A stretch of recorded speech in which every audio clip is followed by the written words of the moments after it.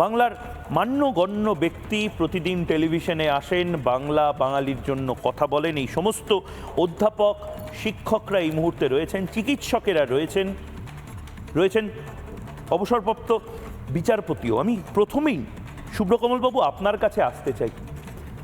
আপনি গোটা দিন যেভাবে সওয়াল জবাব হলো, আপনি দীর্ঘদিন ধরে কয়েক দশক ধরে এই জিনিসগুলো দেখে অভ্যস্ত জাজ হিসেবে, কিন্তু আজ ভারতের chief justice of India D Y Chandrachud যে কথাটা বললেন, সে কথাটা আমার কানে খুব বাজছে। সে কথাটা তিনি বললেন যে গরিব ঘরের বাবা মায়েরা তারা কতটা গর্ব অনুভব করে, আমার ছেলে শিক্ষক, আমার ছেলে সরকারি চাকরি করে, আমার ছেলে আইএস, আমার ছেলে একটা কনস্টেবলের চাকরি করে, আমার ছেলে একটা ফুড ইন্সপেক্টর। এই গরিব ঘরের বাবা মায়েদের আস্থাটা আসলে কি ভেঙে দিল তৃণমূল কংগ্রেস? জাস্টিস মুখার্জি। বাবু, আমি পলিটিক্যাল লোক নই, কিন্তু আমি তো বাঙালি, মধ্যবিত্ত বাঙালি বাড়ির একটি মানুষ। আমার লজ্জায় মাথা হেঁট হয়ে গেছে। দীর্ঘ সময় ধরে শিক্ষক নিয়োগ, 26,000-এর মতো শিক্ষক নিয়োগ মুখের কথা নয়। দু একটা ভুলভ্রান্তি হতে পারে, কিন্তু এখন শুনছি 9,000 অযোগ্য। আমি অর্ডারটা এখনো সুপ্রিম কোর্টে দেখিনি, কিন্তু 9,000 যদি অযোগ্য হয় তার মানে 1/3 বেশি ভুল হয়েছে। এটা কিন্তু মানে ভুল না ম্যানমেড ভুল আমি জানি না। আচ্ছা, আপনি চিন্তা করে মানে ভাবতে পারেন বাঙালি হিসেবে আমরা কত লজ্জিত হচ্ছি। আমরা তো একটা মাত্র প্রদেশ নয়, আরো অনেক প্রদেশ আছে। কোনো জায়গায় শুনেছেন যে 26,000 চাকরি একসঙ্গে বাতিল হয়ে গেছে? আজকে ভাবুন, কলকাতাতে কেন, আমাদের ঝন্টুবাবু এখানে উপস্থিত আছেন, উনি উত্তরবঙ্গের লোক। উত্তরবঙ্গে আমাদের যারা মাস্টারমশাই ছিলেন কখনো, কোচবিহারে বিশেষ করে, এবং যারা বিচারকের চাকরি করতেন ওখানে, তারা বলতেন আমরা যখন সাইকেল চালিয়ে কোথাও যেতাম তখন তো মাস্টারমশাই এবং জুডিশিয়াল অফিসারদের খুব বেশি মাইনে ছিল না, তারা তাদের দফতরে যেতেন সাইকেল চালিয়ে। বলে সাধারণ লোক আমাদের পাশে সাইকেল চালিয়ে গেলে সাইকেল থেকে নেমে দাঁড়িয়ে পড়তেন সম্মান দেখাবার জন্যে। আজকে এই শিক্ষক দুর্নীতি করে চাকরি পেয়েছে, ভাবতে পারেন? আর প্রতি মুহূর্ত বিচার ব্যবস্থার উপর গালাগাল হচ্ছে।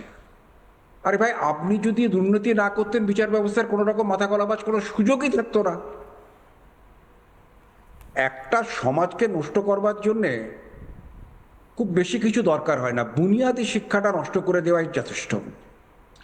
আজকে দেখুন পৃথিবীতে কত জায়গায় আমাদের ভারতীয়রা বড় বড় জায়গায় বসে আছে, কেননা ভারতবর্ষের শিক্ষা ব্যবস্থাটা ভালো ছিল। ঠিক, একটা সময় বাইরে থেকে দক্ষিণ ভারত থেকে পূর্ব ভারত থেকে বহু ছেলে মেয়ে এখানে আসতো আমাদের মাস্টার মশাইদের কাছে পড়াশোনা শিখতে।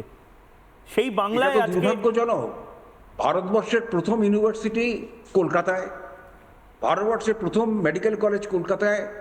আজকে লোকে পড়তে কলকাতার বাইরে যাচ্ছে, চিকিৎসা করতে কলকাতার বাইরে যাচ্ছে। কর্ণাটকে আমাকে ডাক্তারবাবুরা বলতেন আমাদের মাস্টারমশাইরা তো বাঙালি ছিলেন, তোমরা আমাদের কাছে এখন চিকিৎসা করতে আসছো কেন? আমরা সব কিছু ধ্বংস করে দিয়েছি। এই বুনিয়াদী শিক্ষা ব্যবস্থাটা ধ্বংস হলে, মানুষ অশিক্ষিত হয়ে থাকলে কিছু মানুষের সুবিধা হয়, কিন্তু এই সুবিধাটা কিন্তু বুমেরাং হবে, সকলের জন্য বুমেরাং হবে। আপনি একটি অশিক্ষিত শিক্ষক অশিক্ষিত ছাত্র তৈরি করবে, অশিক্ষিত ডাক্তার তৈরি করবে, অশিক্ষিত ইঞ্জিনিয়ার তৈরি করবে। তার এফেক্ট যারা এই তাৎক্ষণিক বেনিফিট নিয়েছেন তারাও কি এফেক্টেড হবেন না? আমার সবচেয়ে যেটা লাগছে, এটা কলকাতা হাইকোর্টের যে অর্ডারটা হয়েছে সেটা ভুল কি ঠিক সে তো বিচার করবে সুপ্রিম কোর্ট। সেজন্য তো আপিলের পদ্ধতি আছে। এই জাজ is not vulnerable, judgement is.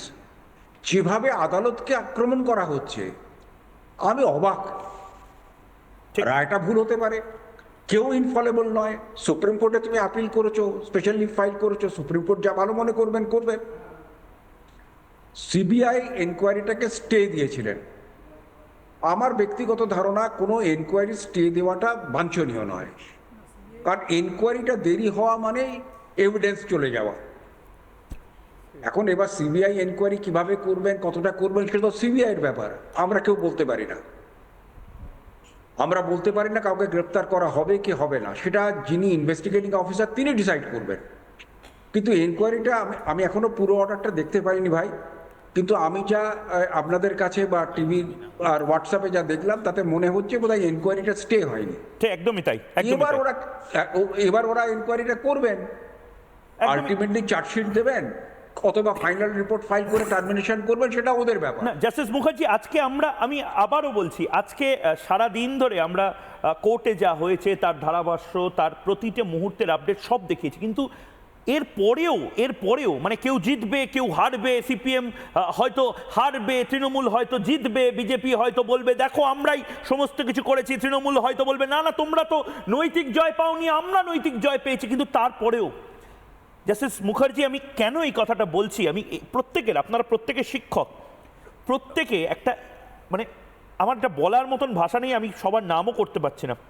এখানে একজন নিজের নামে লিখেছেন বলে একজন দর্শক, তিনি শিক্ষিকা পিয়ালি সরকার নাম, তিনি লিখেছেন কি সুন্দর শুরুয়াত ছিল, এই ভাবনা নিয়ে আমরা ছিলাম, খুব খুশি হয়ে প্রথম অ্যাপয়েন্টমেন্ট লেটার দেখেছিলাম, পরপর আরও দুটো সরকারি চাকরি পাই, এসএসসি একটা গর্ব ছিল, এখন সকলকে পেশা বলতে গিয়ে বলি সাদা খাতার চাকরি না।